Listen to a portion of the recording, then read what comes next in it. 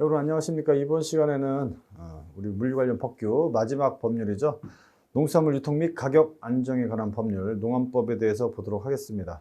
농안법은 이제 많이 출제되지 않고 법의 그 법률의 기본적인 볼륨이 상당히 크죠. 조문도 많고 한데 두 문제가 출제되고 있습니다. 그래서 두 문제밖에 출제가 안 되기 때문에 많은 범위를 다 공부하는 게 어려워서 제가 좀 여기도 대부분 상당히 축약을 해놨는데 축약해놓는데도 상당히 양이 많습니다. 그래서 중요한 거 위주로 몇 가지 보면서 마지막 7장은 마무리하도록 하겠습니다. 일단 두 문제가 출제되는데 어떤 부분에서 출제되는지 그나마 좀 출제 가능성이 그동안 빈도수가 상당히 높았던 거 위주로 보도록 하겠습니다. 23회를 거치는 동안 두 문제씩 출제가 됐기 때문에 뭐 기출문제라고 해봐야 26문제밖에 되지가 않습니다. 그래서 지금까지 나왔던 것 중에서 가장 중요한 것도 몇 가지 보면 일단 용어의 정의 부분이 있고요. 용어의 정의는 항상 뭐 중요하니까 좀 봐주셔야 될 것 같고, 또 하나는 그 317페이지부터 나와 있는 농수산물 생산 조정 부분입니다. 농수산물 생산 조정 및 출하 제도죠. 출하와 관련된 출하 조절 제도. 출하 조절 제도가 한 10개 가까이 있어요. 그래서 주요 농수산물 생산 지역, 주산지의 지정이라든가, 그 다음에 생산 계약 생산, 그 다음에 과잉 생산 시 생산자 보호 규정, 그 다음에 유통 조절 명령, 가격 예시 등등 해가 비축서, 뭐 농수산물 수입 추천 제도 여러 가지가 있어요. 그래서 농수산물 생산 조정, 생산량을 조정하는 거죠. 너무 많아지면 안 되니까. 그다음에 출하량을 조절하는 제도에 대해서가 한 문제 정도 출제될 가능성이 꽤 높다. 최근에도 돌아가면서 한 문제씩 나오든지 아니면 조문별로 섞어서 지금 출제가 되고 있다라는 거. 그래서 이 부분이 좀 출제 가능성이 상당히 높고요. 그다음에 농안법에서 뭐 출제 빈도수로 보면 단일 문제로서 제일 많이 나왔던 거는 농수산물 도매시장 부분입니다. 그래서 농수산물 도매시장 개설이죠. 도매시장 개설 및 폐쇄에 관련된 부분인데 이 부분이 뭐 단일 문제로서는 최고 많이 나왔어요. 단일 문제로서 최고 많이 나왔습니다. 그래서 이 부분 좀 유념해서 좀 봐주셔야 되고, 그 다음에 도매시장 여기 뭐 관련해가지고 도매시장 운영 부분, 도매시장 운영에 관련된 부분까지도 포함해서 한번 하나 좀 봐주셨으면 좋겠고, 또 하나 이제 최근에 좀 잘 나오고 있는 게 농산물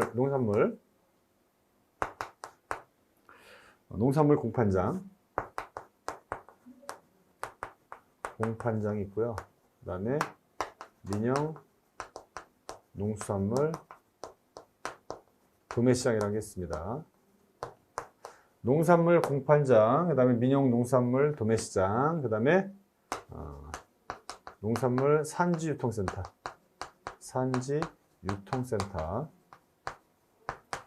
물류시설 중에 지원시설에 해당하는 거죠. 그래서 요거에 관련된 부분들이 좀 하나 좀 최근에 좀 돌아가면서 출제되는 경향이 있는 것 같습니다. 그 다음에 좀 최근에 나왔던 것 중에 하나가 농안기금. 줄여서 농안기금이고 농산물 가격 안정기금이죠. 농산물 가격 안정기금. 기금에 관련된 제도도 좀 출제가 되고 있어요. 그래서 최근에는 막 용어의 정의라든가 농산물 생산 조정 및 출하 제도 이게 한 10가지 정도 돼요. 상당히 많죠. 그 다음에 단일 문제에서 최고 많이 나왔던 거는 농산물 도매시장 개설 부분 가장 많이 나왔고요. 그 다음에 최근에는 농산물 공판장, 민영 농산물 도매시장, 농산물 산지유통센터 관련된 부분이 좀 출제가 될 가능성이 높았고요. 그 다음에 농산물 가격 안정 기금에 관한 부분도 최근에 출제가 됐다. 이 정도 보시면 될 것 같고, 그 다음에 한 2, 3년 전에 개정된 내용 중에 하나가 농산물 그 전자거래 부분이에요. 농수산물 전자거래 부분, 전자거래 확충 뭐 이런 부분이 한 몇 년 전에 좀 새로 추가된 부분인데 문제가 두 문제밖에 출제가 안 되다 보니까 저 부분까지는 아직까지 출제가 되진 않았습니다. 그래서 한 이 정도가 그나마 좀 출제 가능성이 높은 부분이 아닌가라는 생각이 듭니다. 그래서 이거 위주로 해서 좀 공부를 해주시기 바라고요. 뭐 두 문제가 출제되기 때문에 나중에 시간이 없으시면 스킵해야 될 부분도 이 부분이라고 생각하시고 공부를 하시면 될 것 같습니다. 자, 법의 목적부터 진행하도록 하겠습니다. 법의 목적. 법의 목적 보시면 이 법은 농수산물의 유통을 원활하게 하고 적정한 가격을 유지하게 함으로써 생산자와 소비자의 이익을 보호하고 국민 생활의 안정에 이바지함을 그 목적으로 한다 되어 있고, 목적이 뭐 시험에 나오진 않습니다. 하지만 여기 보시면 유통을 원활하게 한다는 법, 이거죠. 유통. 그다음에 적정한 가격을 유지한다는 거, 가격 안정에 관한 법률이죠. 그래서 가격 안정과 관련해서 이제 중요한 제도, 아까 말씀드렸지만 이거죠. 농산물 생산 조정 및 출하 제도. 그러니까 생산을 조정하고 출하량을 조절함으로써 가격의 안정을 갖다 꾀하겠다라는 거죠. 먹거리와 관련된 부분이기 때문에 상당히 중요한 부분이다. 서민과도 직결되는, 서민들의 경제생활과도 직결되는 부분이기 때문에 이 부분이 법의 정의에도 나와 있다는 거죠. 법의 목적에 보시면 유통을 원활하게 하고 적정한 가격을 유지하게 함으로써 생산자와 소비자 이익을 보호하고 국민 생활 안정에 이바지함을 그 목적으로 한다 이렇게 되어 있습니다. 법의 목적 보시고, 그 다음에 두 번째 중요 용어죠. 용어 개념 정의를 보시면 뭐 한 6, 7개 돼요. 그래서 일단 첫 번째 농수산물 도매시장이 나와 있습니다. 그래서 농수산물 도매시장이란 특별시, 광역시, 특별자치시, 특별자치도 또는 시가 양곡류, 첨가류, 화해류, 조수, 육류, 어류, 조개류 등등 해가지고 관할 구역에서 개설하는 시장을 얘기한다. 동네마다 다 있는 거죠. 동그라미 2번 보시면 중앙도매시장인데, 이 중앙도매시장은 요거 자체로도 한 문제가 좀 출제가 될 수가 있습니다. 우리 시험에는 나오지 않았지만 농안법이 이제 시험범위에 들어가 있는 시험에서는 이 부분이 출제된 바가 있어요. 그래서 이 부분이 출제된 바가 있어서 중앙도매시장이라 함은 특별시, 광역시, 특별자치도 또는 특별자치도가 개설한 농수산물 도매시장 중 해당 관할 구역 및 그 인접 지역에서 도매의 중심이 되는 농수산물 도매시장이다 이렇게 되어 있고, 보면 법에 이렇게 규정이 되어 있습니다. 서울에 2개, 부산에 2개, 인천에 2개, 그다음에 대구, 광주 하나 있고요. 그다음에 대전에 2개, 울산에 하나 이렇게 되어 있습니다. 이거 꼭 알아두세요. 타 시험에 나온 적이 있습니다. 그래서 서울에서는 가락동 농수산물 도매시장, 그다음에 노량진 수산물 도매시장 이렇게 되어 있고요. 부산에는 엄궁동, 그다음에 국제수산물 도매시장 이렇게 있고, 인천에는 구월동, 그 다음에 삼산 농산물 도매시장 이런 것들이 있습니다. 그래서 서울 2개, 부산 2개, 인천 2개, 그 다음에 대전 2개, 그 다음에 대구, 광주, 울산 각 광역시 단위별로 있다라는 거죠. 그 정도 알아두시면 되겠습니다.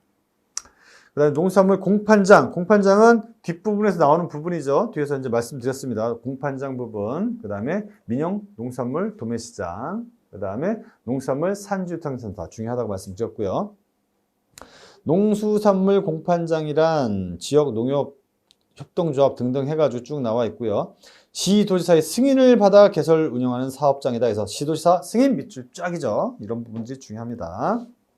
자, 밑에 동그라미 4번 민영 농수산물 도매시장 나와 있는데요. 국가, 지자체 농수산물 공판장을 개설할 수 있는 외의자죠. 외의자가 농수산물을 도매하기 위해서 시도지사의 허가를 받는다는 부분 있죠. 중요하겠죠? 시도지사의 허가를 받는다. 시도지사의 허가를 받아서 특별 광역, 특별자치도 또는 시 지역에 개설하는 시장을 우리는 민영 농수산물 도매시장이라고 하더라. 외의자가 하는 거죠. 외의자. 20회 때 출제가 됐습니다. 그 다음에 5번 농수산물 종합유통센터. 농수산물 종합유통센터는 이거는 우리 물류시설법에 의하면 농수산물 종합유통센터. 유통센터는 우리 물류시설법에 의하면 이거 뭐예요? 일반 물류단지시설이죠? 일반 물류단지시설, 단지시설에 해당한다라는 거 출제 잘 됐습니다. 이거. 그 다음에 또 뭐 있어요? 이거에 대별되는 게 있었죠? 농산물 산지유통센터. 산지유통센터는 이거 뭐였어요? 이건 지원시설. 지원시설에 해당한다라는 거예요. 최근에도 출제가 됐다라고 말씀을 드렸습니다. 그래서 이 부분 일단 농안법에서 같이 알아두시면 좋겠다. 중요한 부분이죠. 그래서 농수산물 종합유통센터란 농수산물의 출하 경로를 다원화하고 물류 비용을 절감하기 위해서 농수산물의 수집, 포장, 가공, 보관, 그다음 수송, 판매 및 그 정보 처리 등 농수산물의 물류 활동에 필요한 시설과 이에 관련된 업무 시설을 갖춘 사업장이다. 그 다음에 농수산물 전자 거래에 대한 부분도 나와 있고요. 유통 비용을 절감하기 위한 것들이죠. 그러니까 농산물의 유통 단계를 줄이고 그다음에 비용을 절감하기 위한 단계가 줄면 어떻습니까? 하도급 단계가 줄면 그쵸 비용이 절감되겠죠. 그다음에 7번 보면 다른 법률의 배제인데 이 부분도 좀 중요해요. 이 부분도 별표. 요건 어디 나와 있죠? 유통산업발전법에도 같이 나와 있는 거죠. 이 법은 뭡니까? 농안법이죠. 농산물 유통 및 가격 안정에 관한 법률. 이 법에 따른 농산물 도매시장 체크합니다. 4개요. 농산물 도매시장, 농수산물 공판장, 그 다음에 민영 농산물 도매시장, 그 다음에 농산물 종합유통센터 이렇게 돼 있죠. 이 4개에 대해서는 유통산업발전법의 규정을 적용하지 않습니다. 배제한다라는 거죠. 왜? 이거는 농안법을 적용할 것이기 때문에 그렇습니다. 그래서 이 정도. 7번은 뭐 이거는 유통산업발전법에서 여러 번 나왔던 부분이니까 이거 별표입니다. 별표. 그래서 용어의 정의는 이 정도로 좀 알아두시면 될 것 같고요. 이제부터는 이제 우리 법의 목적, 법 제1조에서 나왔던 부분이죠. 적정한 가격을 유지하게 한다라는 부분이죠. 그래서 농수산물 생산량을 조절하고 출하되는 량을 조절하기 위한 제도입니다. 여러 가지 제도가 있어요. 그래서 주요 농수산물 생산지역, 주산지의 지정, 줄여서 주산지라고 합니다. 주산지의 지정이라든가 계약 생산이라든가 과잉 생산 시 생산자 보호 규정이라든가 유통 조절 명령이라든가 가격 예시라든가 등등등등 여러 가지 제도가 있습니다. 얘네들이 다 생산량을 조절하고 출하량을 조절해서 가격의 안정성을 도모하겠다라는 거죠. 누굴 도와주겠다라는 거예요? 농산물 농업을 영업을 하고 있는 분들 보호하고 또 소비자도 보호하겠다라는 거죠. 가격의 안정성을 기함에 따라서 그런 제도들입니다. 그래서 책을 보시면 318페이지부터 주산지 지정부터 쭉 나와 있습니다. 그래서 여러 가지 제도가 있어요. 무려 한 10개 되죠. 10개 됩니다. 10개. 그래서 주산지 지정부터 해서 10개 정도 되는데 이 중에 1개 정도가 출제될 가능성이 높고 아니면 또 섞어서 나오는 경우도 있습니다. 자, 하나씩 보겠습니다. 주산지의 지정 절차 보겠습니다. 9회 19회 2번 나왔어요. 2번. 많이 나오지 않았고 2번 나왔습니다. 일단 양거로 1번. 주산지의 지정 관련해서 주산지의 지정권자는 누구죠? 시도지사다. 주산지의 지정권자. 지정은 누구냐? 시도지사다. 시도지사. 이 부분은 좀 알아두셔야 되고요. 시도지사가 한다. 그래서 시도지사는 농수산물 경쟁력 제고 또는 수급 조절을 위해서 생산 및 출하를 촉진 또는 조절할 필요가 있다고 인정될 때에는 주요 농수산물의 주산지를 지정하고 그 주산지에서 주요 농수산물을 생산하는 자에 대해서 생산 자금의 융자 및 기술 지도 등 필요한 지원을 할 수가 있겠습니다. 누가? 시도지사가. 자, 보시면 되고 동그라미 2번 지정 단위 보시면 지정 단위의 지정은 주산지의 지정은 읍면동 또는 시군구 밑줄 쫙이죠. 읍면동 또는 시군구 단위로 한다라는 거. 네, 니은 주산지는 다음 요건을 갖춘 지역 또는 수면 중에서 구역을 정해서 지정한다라고 해서 2가지죠. 1번 주요 농수산물 재배 면적 또는 양식 면적이 농림축산식품부 장관 또는 해양수산부 장관이 고시하는 면적 이상일 것.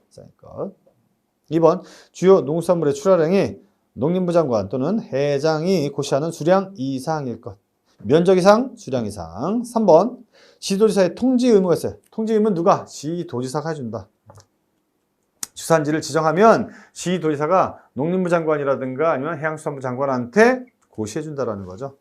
통지해준다. 통지. 양가로 2번 주산지의 변경 또는 해제 이것도 시도지사가 하는 거고요. 그 다음에 양가로 3번 주산지 협의체 구성이 새로 신설된 규정입니다. 그래서 지정된 주산지 시도지사는 주산지 지정 목적 달성 및 주요 농산물 경영체 육성을 위해서 생산자 등으로 구성된 주산지 협의체를 설치할 수가 있겠습니다. 쭉 나와 있는 것들 내용 보시고 옆에 보시면 더 알고 가기에 주산지 협의체 구성 부분 있죠? 주산지 협의체는 주산지별 또는 시도 단위별로 설치하고 협의체는 20명 이내다. 그 다음에 시도지사가 지명 또는 위촉한다.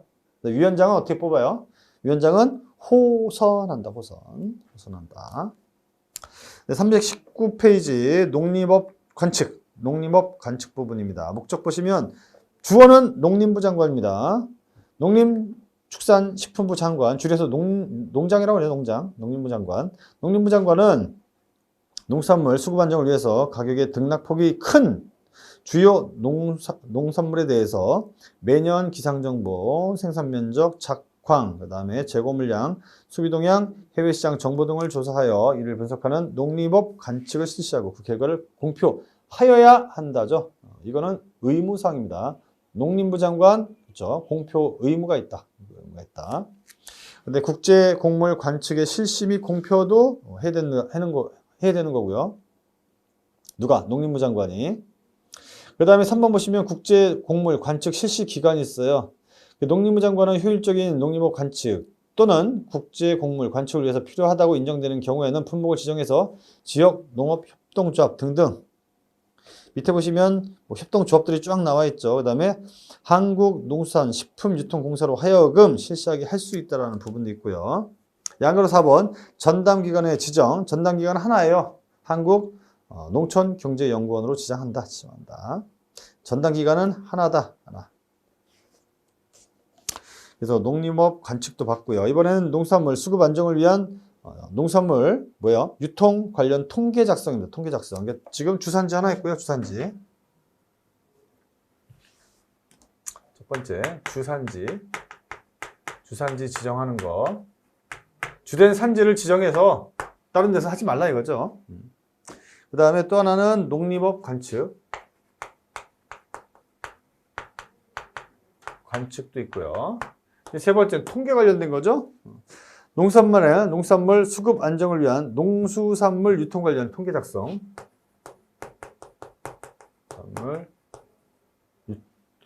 유통 관련 통계 작성. 이것도 주어 위주로 좀 보시기 바랍니다. 주어가 누군지.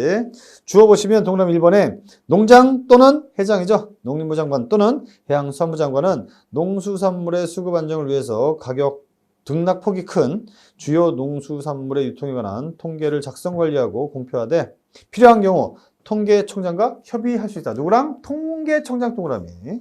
통계청장과 협의할 수 있다. 그 다음에 동그라미 2번 통계 작성을 위해서 필요한 경우 중앙행정기관의 장 또는 지자체 당 등에게 자료 제공을 요청할 수 있다는 거. 네, 양으로 2번 종합정보시스템 구축 운영. 이거는 농장 및 회장이죠. 농장 및 회장. 농림부 장관 및 해양수산부 장관은 종합정보시스템 구축하여 운영할 수 있다. 이렇게 되어 있습니다. 그래서 지금 농산물 유통 관련 통계 작성 관련해서 주어는 농장 또는 회장이었는데 지금 나와 있는 종합정보시스템 구축은 농장 및 회장이 한다는 거 알아두시기 바랍니다. 네 번째는 계약 생산이에요. 네 번째 계약 생산. 생산량이라든가 출하량의 그 안정성을 도모하기 위해서 계약 생산도 한다는 거죠. 계약 생산의 목적 보겠습니다. 농림부 장관은 밑줄 주어죠. 주요 농산물의 원활한 수급과 적정한 가격 유지를 위하여 지역 농업협동조합 등 얘네들이죠. 얘네들이나 생산자 단체 또는 농산물 수요자와 생산자 간의 계약 생산 또는 계약 출하를 하도록 장려할 수 있다. 할 수 있다. 캔이죠. 캔. 할 수 있다. 누가? 농림부 장관이 장려할 수 있다. 양가로 2번 보시면 지원 규정이 있죠. 필요한 경우에는 농안기금, 계약금의 대출 등 필요한 지원도 할 수 있다. 할 수 있다. 계약 생산도 마찬가지예요. 적정한 가격 유지를 위해서 하는 거죠. 그 다음에 다섯 번째 가격 예시예요. 가격 예시. 가격 예시는 최근에 좀 시험에 좀 나온 적이 있죠. 가격 예시. 22회 때, 18회 때 출제가 됐습니다. 가격 예시의 목적 보겠습니다. 주어는 농림부 장관 또는 해양수산부 장관이에요. 농장 또는 회장은 농림축산식품부령 또는 해양수산부령으로 정하는 주요 농산물의 수급 조정과 그다음에 가격 안정을 위하여 필요하다고 인정할 때에는 농산물의 파종기 또는 수산물의 종자 입식 시기 이전에 생산자를 보호하기 위한 하한 가격 예시라는 게 뭐예요? 하한 가격을 예시할 수 있습니다. 하한 가격을 예시할 수 있다. 이거 밑으로는 가지 마. 가격을 책정하지 마. 왜? 이러면 그죠? 농산물, 수산물 이거 농업하거나 어업하시는 분들이 생계에 문제가 생기기 때문에 이때는 가격 예시, 하한 가격을 예시할 수 있다라는 거. 이것도 가격 안정제도죠.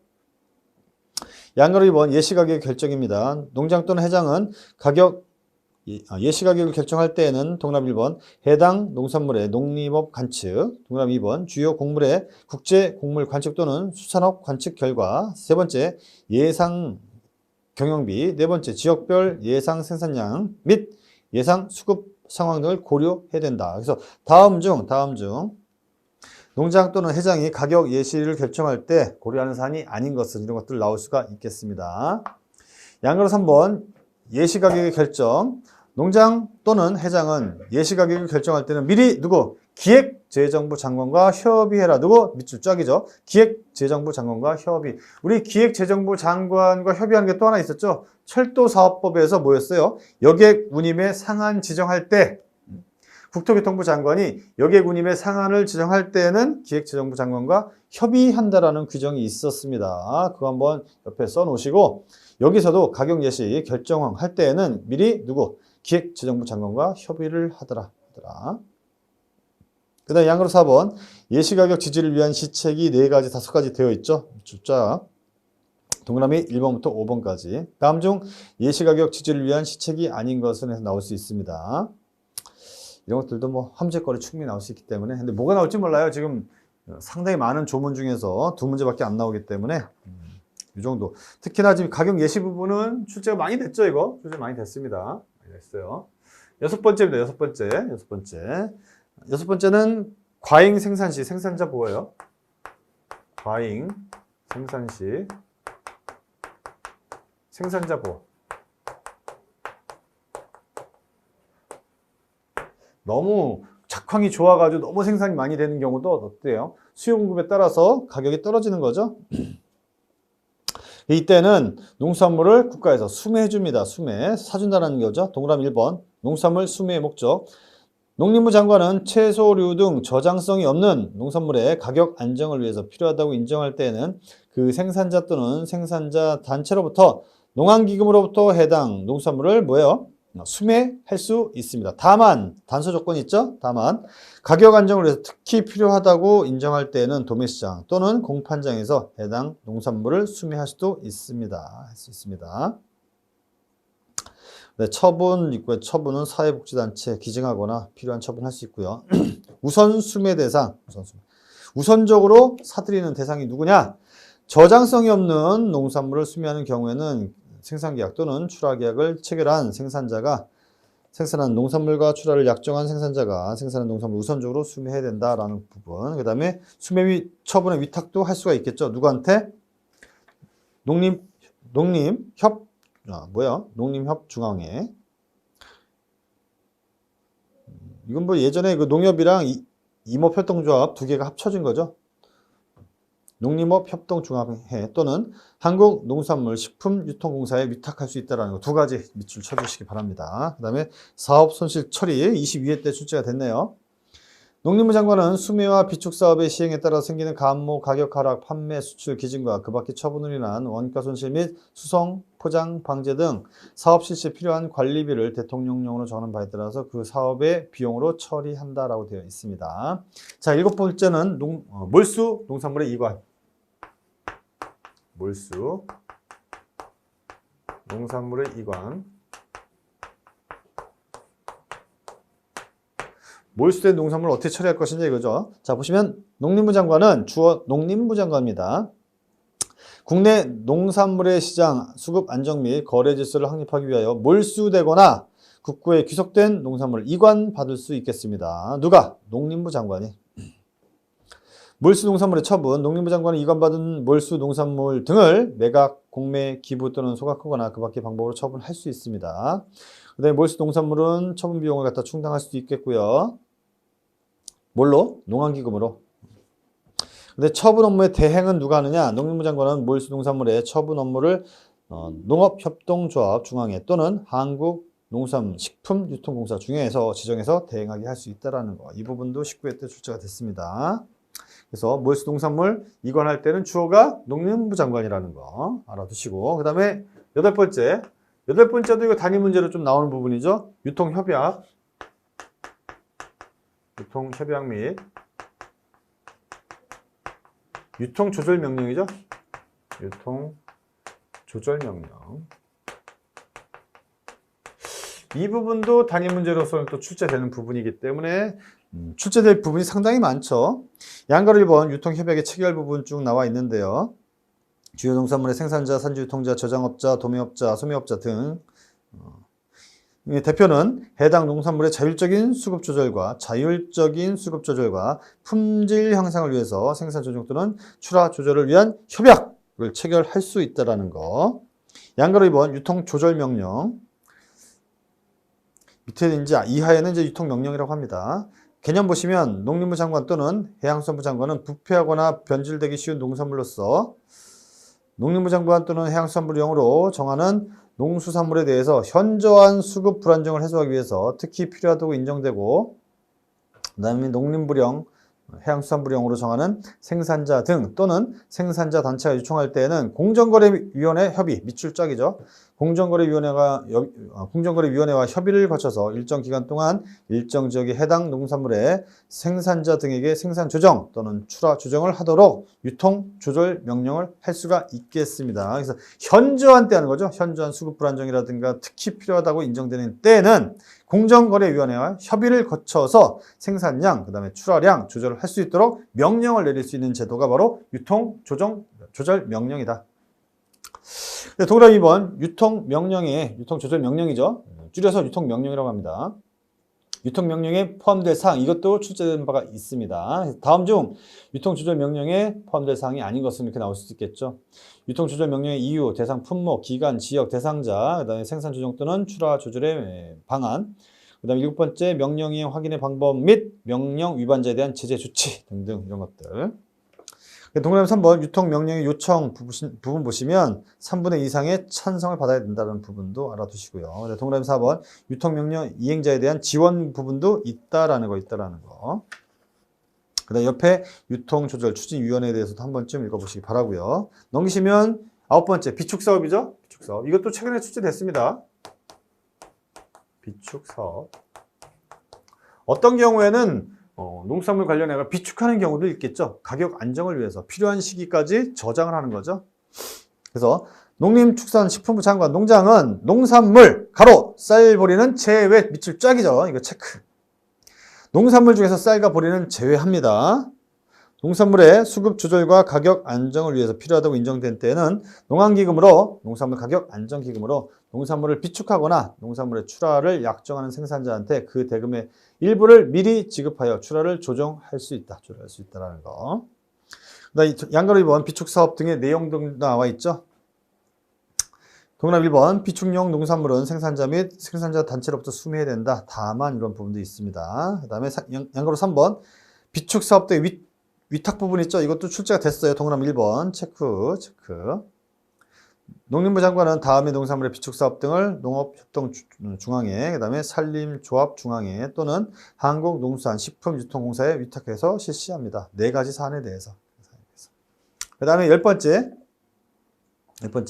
농산물의 수입 추천이죠. 자, 농산물의 수입 추천. 수입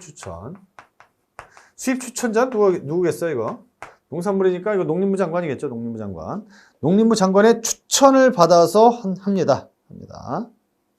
그 다음에 동그라미 2번 보시면 추천의 대행은 비영리 법인으로 하여금 대행하게 할 수 있다는 부분도 알아두시고요. 나머지는 읽어보시기 바랍니다. 마지막 11번째 수입이익금의 징수. 수입이익금 징수 부분이죠. 징수 부분. 그래서 여기까지 하면 다 끝나죠. 주어는 농림부 장관이에요. 농림부 장관. 농림부 장관은 추천을 받아 농산물을 수입하는 자 중 농림부령으로 정하는 품목의 농산물을 수입하려는 자에 대해서 농림축산부령으로 정하는 바에 따라 국내 가격과 수입 가격 간의 차액의 범위 내에서 수입이익금 부과 징수할 수가 있겠습니다. 그다음에 뭐 이런 것들 수입이익금은 국세 체납 처분의 예에 따라서 한다라는 거. 동그라미 2번은 농안기금에 납입한다는 부분. 동그라미 3번은 국세 체납 처분의 예에 따라서 징수할 수 있다는 부분. 그다음에 동그라미 4번은 환급할 수도 있다는 부분 체크해 주시기 바라고요. 일단 여기 나와 있는 생산조정, 출하 조절 명령제도는 여기까지다. 여기까지.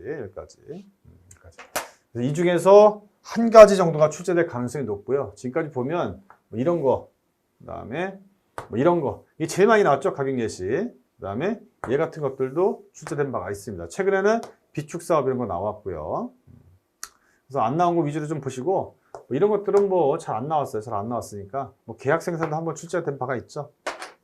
그래서 주어 위주로, 그 다음에 간략하게 거기 써있는 굵은 글씨 위주로 해서 좀 봐주시면 될 것 같습니다. 그래서 이 부분에서 한 문제 정도 출제될 가능성이 높다라는 거. 자, 단일 문제로서는 제일 많이 나왔던 부분, 농산물 도매시장 개설 부분을 좀 보도록 하겠습니다. 이 부분이 내용이 상당히 많아요. 상당히 많아서 다 볼 수는 없고 간략간략하게 해서 좀 보도록 하겠습니다. 일단 개설자 부분 보겠습니다. 개설자. 도매시장은 양곡부류, 첨가부류, 축산부류, 수산부류, 화훼부류 및 약용 작물부류 별로 개설하거나 둘 이상의 부류를 종합해서 개설합니다. 그래서 요거는 도매시장, 중앙도매시장, 지방도매시장에 따라 좀 다른데요. 중앙도매시장은 중앙이잖아요. 특별, 광역, 특별자치시 또는 특별자치도가 개설합니다. 지방도매시장은 특별, 광역, 그 다음에 특별자치시, 특별자치도 또는 시가, 또는 시가, 또는 시가, 또는 시. 뭐야 이거? 이 시죠, 이 시. 그렇지. 경기도 뭐 부천시, 의정부시 이런 것들이죠. 시가 개설합니다. 시가. 다만 시가 지방 도매시장을 개설하려면 뭐 도지사의 허가. 누구? 도지사의 허가. 만약에 뭐 아까 의정부시 했으면 경기도지사죠. 도지사의 허가를 받습니다. 허가. 허가를 받아야만 할 수 있다는 거. 최근에도 기출됐어요. 그 다음에 도매시장, 그 다음에 개설허가 및 시장의 폐쇄 부분인데요. 동남 1번 중앙도매시장, 농림부 장관 또는 해양수산부 장관의 승인을 받습니다. 동남 2번 지방도매시장은 도지사의 허가를 받는다라는 거 위에서 말씀을 드렸었죠. 그 다음에 허가 기준이 허가 기준. 이것도 좀 한번 알아두셔야 돼요. 허가 기준. 허가 기준은 세 가지다. 세 가지. 도매시장을 개설하는 장소가 농산물 거래 중심지로부터 적절한 위치에 있을 것. 그 다음에 시설 기준에 적합한 시설을 갖추고 있을 것. 운영관리 계획서의 내용이 충실하고 그 실현이 확실하다고 인정되는 것일 것. 그 다음에 디귿번 조건부 개설 허가도 있죠. 도지사는 주어는 뭐야? 도지사입니다. 도지사. 도지사 동그라미. 주어는 도지사. 상기에 요구되는 시설이 갖추어지지 아니한 경우에는 일정 기간 내에 뭐 6개월 내, 3개월 내에 갖춰라. 조건부로 개설 허가 할 수 있다라는 부분. 그 다음에 지금 도지사의 이제 허가 이런 부분이 나왔기 때문에 우리 물류 관련 법규에 규정된 허가 부분이에요. 그걸 따로 정리해 봤습니다. 아주 중요하겠죠? 중요합니다. 특히 물류시설법에 나와 있는 이거 물류단지 지정 고시 이후에 물류단지 안에서 건축물의 건축 행위 등 이런 것들은 상당히 중요했죠. 이건 상당히 중요했습니다. 진짜 여러 번 나왔어요. 그래서 허가 받아서 해야만 하는 거, 허가 받지 않아도 되는 거 이런 것도 있죠. 경작을 위한 것들은 허가받지 않아도 된다 이런 거. 근데 뭐 토지의 형질 변경이라든가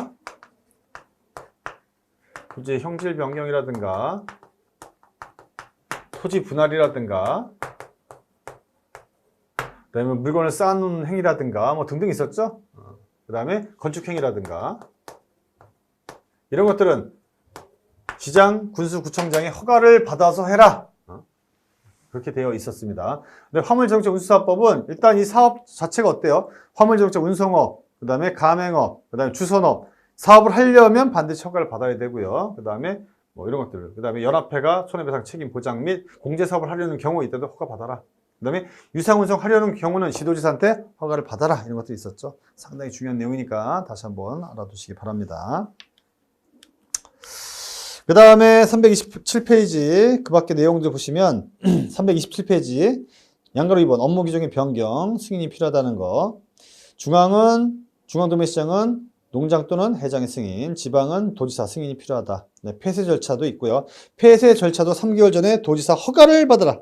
3개월 전에 폐쇄, 3개월 전 허가, 도지사의 허가를 받아라.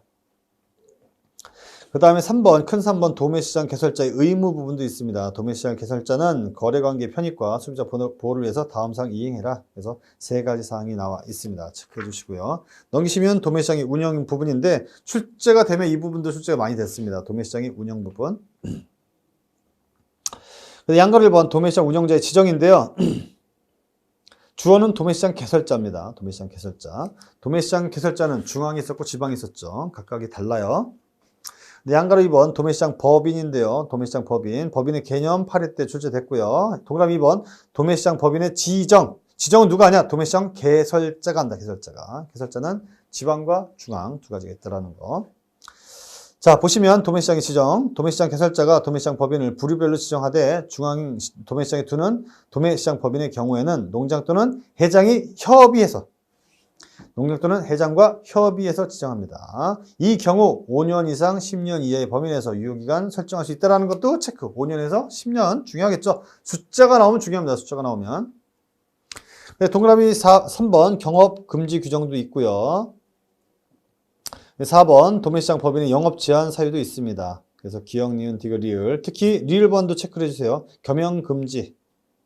원칙은 도매시장 법인은 농산물 판매 업무 이외의 사업을 겸용하지 못합니다. 근데 예외적으로 겸용이 가능한 경우도 있죠. 그 다음에 겸용 사업의 제한 부분도 1년의 범위 내에서 제한할 수 있다는 1년 동그라미.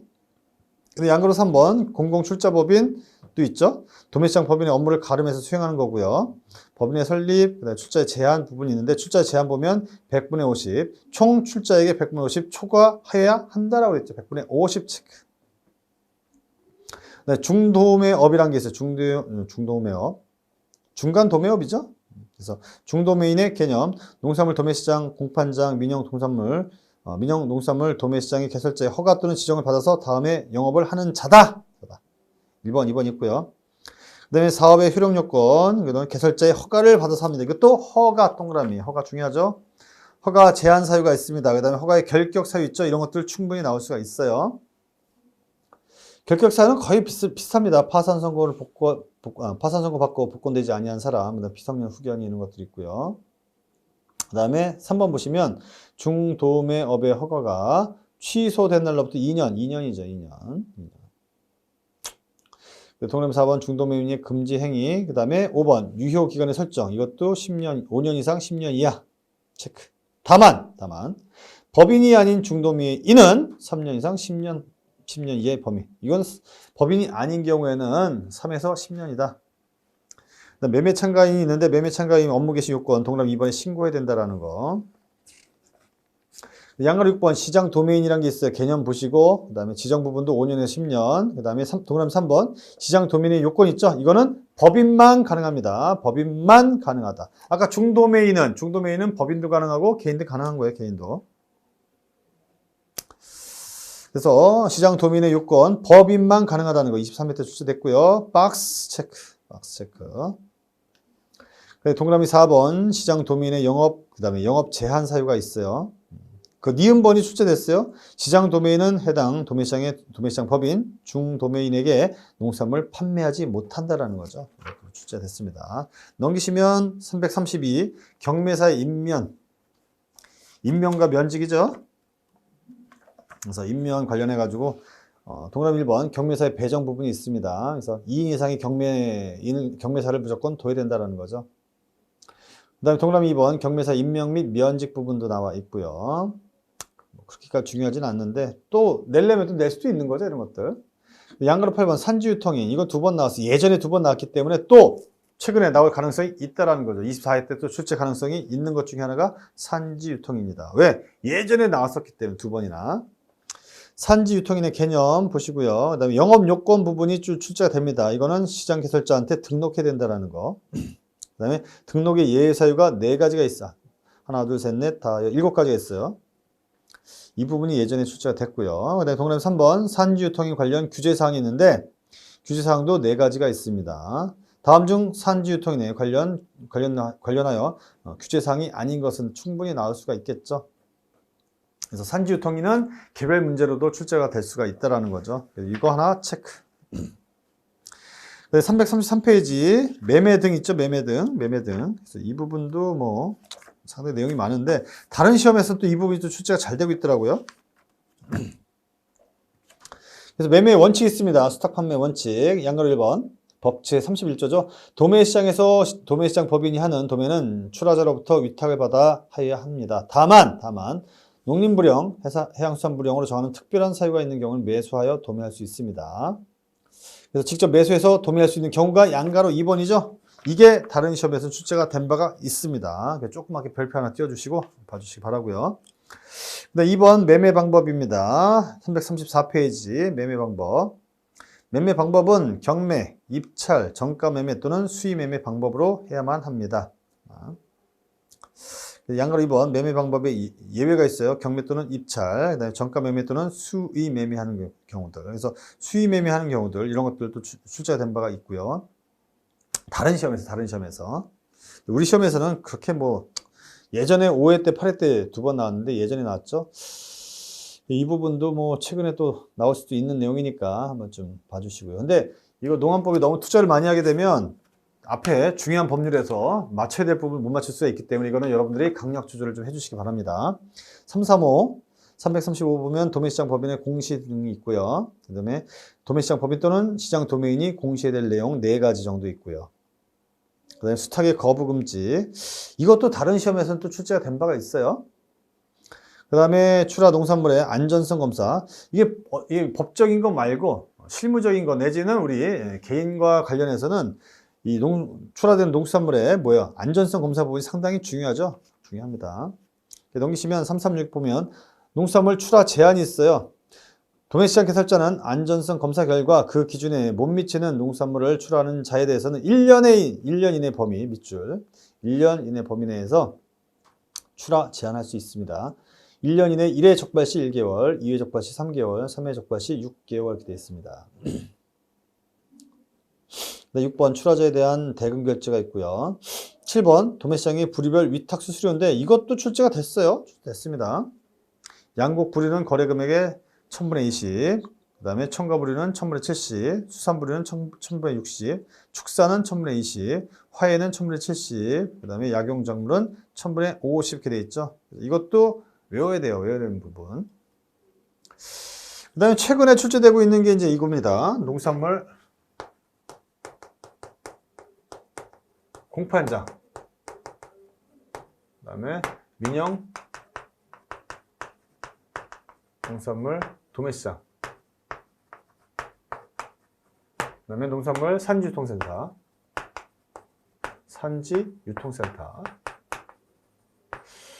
얘네가 조금 출제되는 경향이 있어요. 그래서 좀 보실 필요가 있을 것 같습니다. 그래서 농산물 공판장 이렇게 보시면 동그라미 1번 농림수협 등 생산자 단체 또는 공익법인이 공판장을 개설하면 누구? 시도지사의 승인 동그라미. 법률행위니까 상당히 중요하죠. 시도지사의 승인을 받아야 됩니다. 동그라미 3번 승인 제외사항 있죠. 이것도 체크. 네, 양거리 2번 공판장에 거래 관계인이 있어요. 공판장에는 중도매인, 매매 참가인, 산지유통인, 경매사를 둘 수 있습니다. 넘기시고요. 큰 2번 민영 농수산물 도매시장입니다. 법제 47조. 개설 요건 보면 시도지사의 허가를 받아야 된다. 민간인 등이 특별 광역, 특별자치시, 특별자치도 또는 시지역의 민영 도매시장을 개설하려면 누구? 시도지사의 허가를 받아라. 네, 허가 제한 사안이 4가지가 있죠. 이것도 체크. 20회 때 출제가 됐다. 양가로 2번 민영 도매시장의 운영 부분도 있습니다. 운영 부분. 중도매인, 매매 참가인, 산지유통인 및 경매사를 두어서 직접 운영하거나 시장 도매인을 두어서 이를 운영하게 할 수 있다는 거. 자, 그래서 동그라미 2번 운영자의 지정 부분도 20회 때 같이 해가지고 종합 문제로 한번 나온 적이 있습니다. 밑에 농산물 산지유통센터.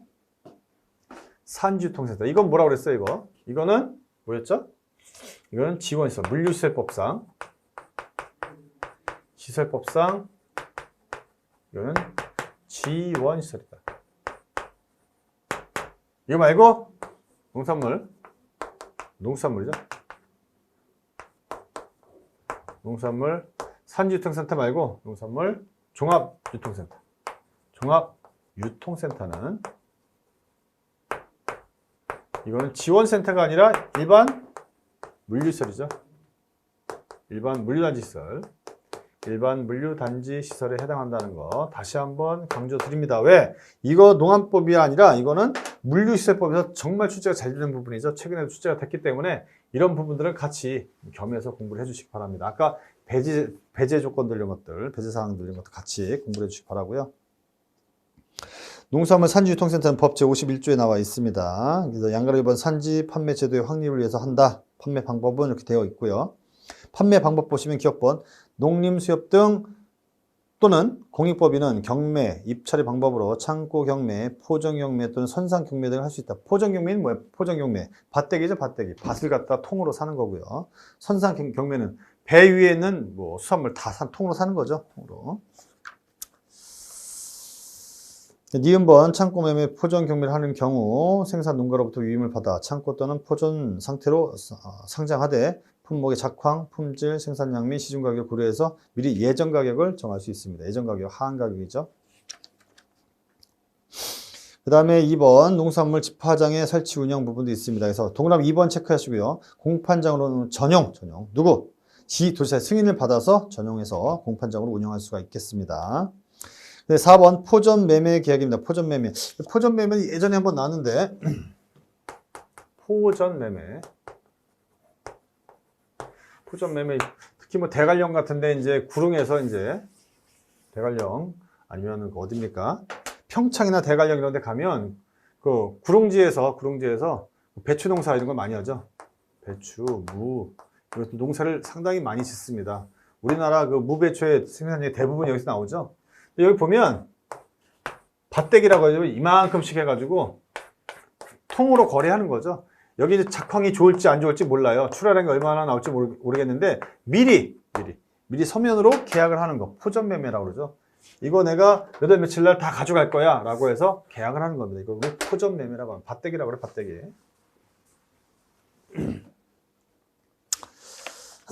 자, 내용 보시면 농림부 장관이 정하는 채소류 등 저장성이 없는 무배추 같은 경우는 저장성이 좀 떨어집니다. 그리고 특히 출하 뭐 11월 달에 출하해야 되는데 그때 뽑지 않으면 뿌리가 금방 썩어버려요.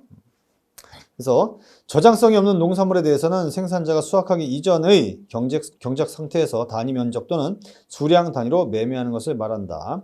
포전 매매 계약부 서면에 의한 방식, 서면 동그라미. 양가로 2번 계약의 해지.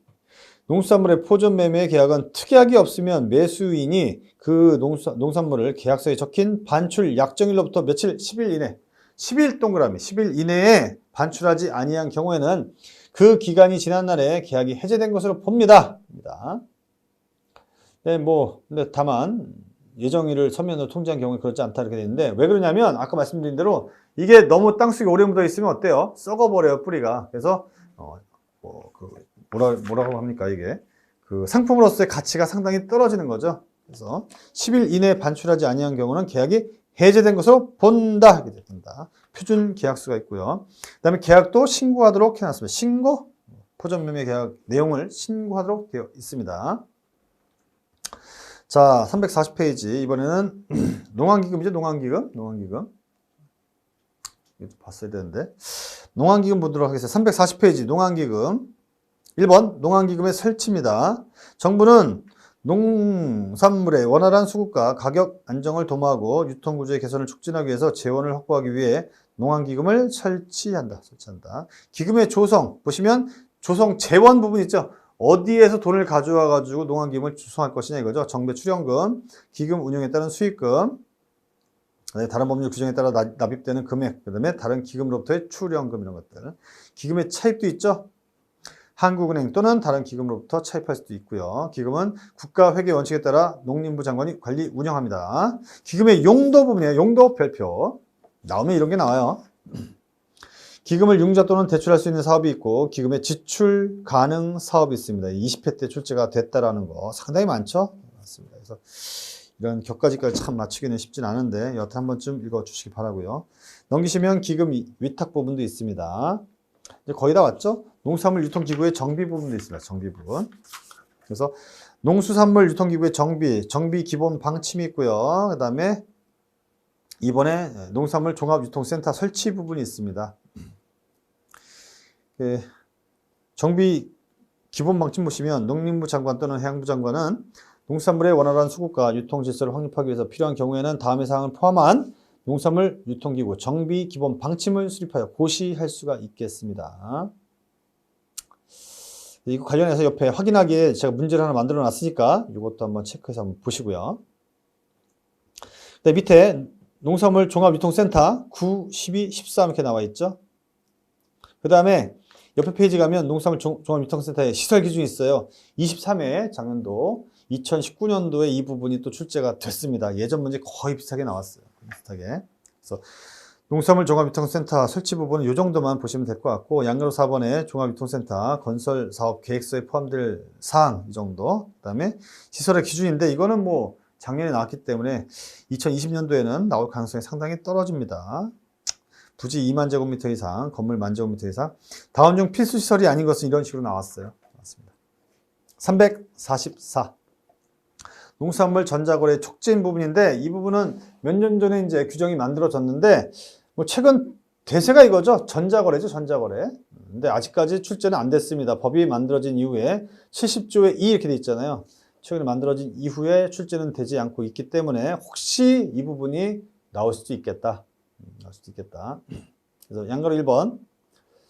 양가로 1번은 농림부 장관, 해양부 장관은 농산물 전자거래를 촉진하기 위해서 한국농수산식품유통공사 및 농산물 거래와 관련된 업무 경험, 전문성을 갖춘 기관으로서 대통령령으로 정하는 기관에서 다음의 업무를 수행을 할 수 있습니다. 그래서 다음에 업무 수행할 수 있다라는 부분. 그래서 어떤 업무냐? 그 업무가 6가지다, 6가지. 6가지. 이거는 나올 수 있을 것 같아요. 그다음에 지원사항도 있고, 그 다음에 양으로 3번 농산물 전자거래 분쟁조정위원회의 설치 부분입니다. 설치 부분. 그래서 설치는 됐고, 위원회 임명은 위원장 1명 포함해서 9명 이내의 위원 이렇게 되어 있습니다. 호선으로 한다라는 거, 분쟁의 조정도 있고요. 분쟁의 조정은 20일 내에 해야 된다라는 부분까지. 유통정보의 촉진 및 거래질서 유지 부분도 있고, 보칙 부분이 있습니다. 보칙 보시면 보고사항, 그 다음에 검사, 명령, 그 다음에 과징금 하나 체크, 과징금. 이 과징금 왜 체크하냐면, 일단 1,000만 원 보시면, 금액이 좀 다르죠? 1,000만 원, 1억 원 이렇게 돼 있어요. 그래서, 일단, 도매시장 법인 등에는 1억 원이야. 중도매인한테는 1,000만 원 이하의 과징금 부과하고요. 그 다음에 날짜도 좀 달라요. 양가로 2번, 농림부 장관, 해양수산부 장관, 시도지사 또는 도매시장 개설자는 과징금을 내야 할 자가 납부기한까지 내지 아니하면 납부기한 지난 후 15일 이내에 10일에서 15일 이내에 납부기한을 정해서 독촉장을 발부해라. 이 부분은 다른 법률이랑 좀 다르죠. 체크. 그 다음에 청문 규정 2가지가 있습니다. 그래서 이 정도 보시면 농안법 정도는 뭐 충분한데 이것도 상당히 많죠. 2문제를 맞추기 위해서 이렇게 공부한다는 게 솔직히 쉬운 부분은 아닙니다. 그래서 만약에 시간이 부족한 분들은 농산물 유통 및 가격 안전에 관한 법률은 조금 쉽게 좀 공부를 해주시고 시간이 정 없다 그러면 스킵해도 무방합니다. 왜? 다른 법률에 더 맞추는 게 훨씬 더 중요하기 때문이죠. 그래서 이렇게 해서 우리 물리관련 법규 마치도록 하고요. 다시 한번 좀 마치기 전에 말씀드려야 될 부분은 중요한 법률 위주로 좀 공부를 해주시고 그 다음에 기출문제, 기출지문 꼭 챙겨주시기 바랍니다. 그 다음에 다시 한번 말씀드린 부분은 숫자 부분 출제가 잘 되고 있고요. 그 다음에 다시 행정행위 부분은 매우 중요하다. 특히 뭐 있어요? 허가, 등록, 면허, 신고, 승인 이런 것들이죠. 근데 허가권자가 누군지 국토교통부 장관인지 시도지사인지 해양수산부 장관인지 산업통상자원부 장관인지 알아두셔야 되고요. 등록권자도 마찬가지입니다. 면허는 누가 하는지, 신고는 누구한테 하는지, 승인은 누구한테 하는지 법마다 그 다음에 규정마다 다르기 때문에 이거 꼭 챙겨주시기 바랍니다. 그 다음에 또 계획 중요했죠? 계획 부분도 계획 전에 조사가 있으면 조사하고요. 그 다음에 기본 계획이 있고 그 다음에 이거에 따른 시행 계획이 있었다. 시행 계획. 그 다음에 계획은 5가지로 공부했었죠? 계획의 수립권자. 누가 수립하느냐? 국장인지, 산장인지, 회장인지, 아니면 수립의 주기, 수립의 내용, 포함될 내용, 그 다음에 절차, 그 다음에 다른 계획과의 관계 부분이죠. 관계 부분. 꼭 이렇게 공부를 해주시기 바라고요. 숫자 부분 중요하고 행정행위, 계획 부분도 상당히 중요하다는 거. 그 다음에 뭐 우리는 사업이기 때문에 사업에 관련해서는 효력의 발생, 경영 요건이라고 했습니다. 그리고 발생 요건, 얘네들이죠. 허가를 받아야 되는지 아니면 등록, 면허, 뭐 승인 이런 걸 받아야 사업을 할 수 있다는 거죠. 그 다음에 플러스 경영 요건이고. 또 하나는 뭐였어? 결격사유죠, 결격사유. 결격사유도 상당히 중요했다. 효력의 변경 부분도 있었다, 변경. 만약에 허가 부분이면 변경 허가. 중요한 사항이면 뭐 중요한 등록의 변경, 아니면 뭐 승인 사항이면 승인 변경 이런 것도 있겠죠. 특히 허가의 변경, 등록의 변경 이런 것들, 변경 등록 이런 거 상당히 중요했다. 그래서 변경 허가, 변경 허가 사항이라든가 아니면 변경 등록사항이라든가 특히 변경 신고가 있었죠. 변경 신고 이런 것들은 상당히 중요하고, 또 하나는 권리 의무의 승계죠. 사업의 승계, 권리 의무의 승계. 권리 의무의 승계 부분 중요했다. 어떤 거? 그렇죠? 양도 양수. 매매죠. 양도 양수. 합병. 상속. 이 세 가지에 대해서 누가 지위를 갖다 승계할 것이냐. 매우 중요한 사안이라고 말씀드렸었고요. 특히 철도사업법, 그 다음에 뭐였죠? 화물자동차 운수사업법에서는 상속 부분도 꽤 중요했다.